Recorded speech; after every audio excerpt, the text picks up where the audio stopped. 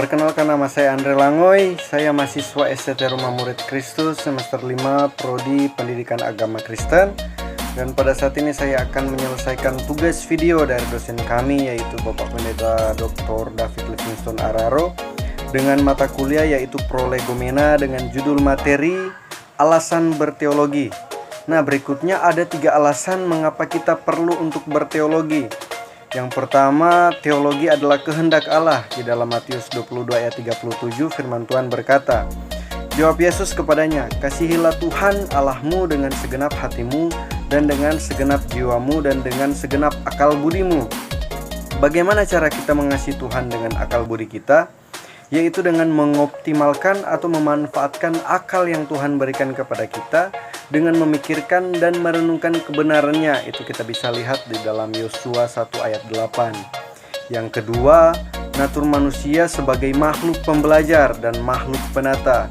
Itu kita bisa lihat di dalam Kejadian 2 ayat 19, firman Tuhan berkata, lalu Tuhan Allah membentuk dari tanah segala binatang hutan dan segala burung di udara. Dibawanyalah semuanya kepada manusia itu untuk melihat bagaimana ia menamainya. Dan seperti nama yang diberikan manusia itu kepada tiap-tiap makhluk yang hidup, demikianlah nanti nama makhluk itu.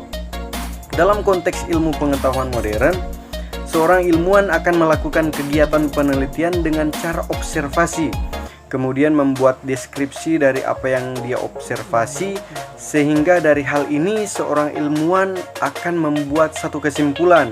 Dari hal ini bisa dilihat bahwa natur manusia adalah makhluk pembelajar. Natur manusia yang lain juga bahwa manusia adalah makhluk penata di dalam Lukas 1 ayat 14. Dalam ayat ini ada seorang yang bernama Theophilus yang adalah seorang pejabat atau seorang yang termulia atau berpendidikan. Nah, Theophilus ini harus diyakinkan oleh Dr. Lukas atau Tabib Lukas menyangkut masalah pemahaman kekristenannya, karena mungkin dia ragu atau masih bingung tentang kekristenan. Dan kalau kita lihat cara Lukas untuk meyakinkan Theophilus, yaitu dengan cara membuat atau menyusun kembali berita tentang Kristus agar dapat dimengerti oleh Theophilus. Dari sini bisa dilihat natur manusia, bahwa manusia lebih suka sesuatu yang tertata rapi atau sistematis dan mudah dimengerti. Yang ketiga, memperhatikan sifat Alkitab. Ada 3 hal sifat Alkitab yang perlu diperhatikan. Yang pertama, sifat Alkitab tidak disusun secara topikal. Buktinya ketika kita membahas tentang iman atau keselamatan, maka kita akan mengambil referensi dari kitab yang berbeda.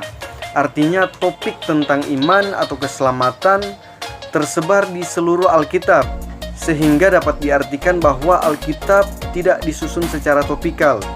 Ini mengindikasikan bahwa Alkitab disusun secara luar biasa oleh Tuhan dengan alur yang luar biasa pula, dan hal ini berbanding terbalik dengan natur manusia yang lebih suka dengan penataan yang deduktif atau topikal, sehingga teologi merupakan satu cara kita untuk menata topik-topik dalam Alkitab menjadi suatu susunan yang sistematis. Yang kedua, Alkitab merupakan kebenaran. Di dalam Yohanes 17 ayat yang ke-17, Alkitab adalah kebenaran, dan kebenaran dalam Alkitab tidak disampaikan dalam bentuk pernyataan saja, tetapi kebenaran itu disampaikan dalam kebenaran sejarah atau sebuah peristiwa.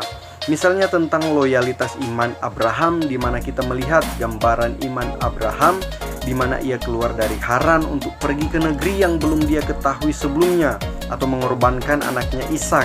Nah, hal ini merupakan peristiwa-peristiwa untuk kita mengerti kebenaran dalam Alkitab.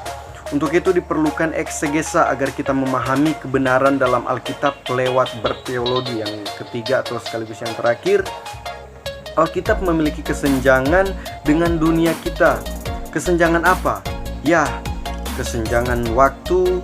Bayangkan bahwa kita ada di tahun 2023, sementara Alkitab Perjanjian Baru ditulis kira-kira 2000 tahun yang lalu.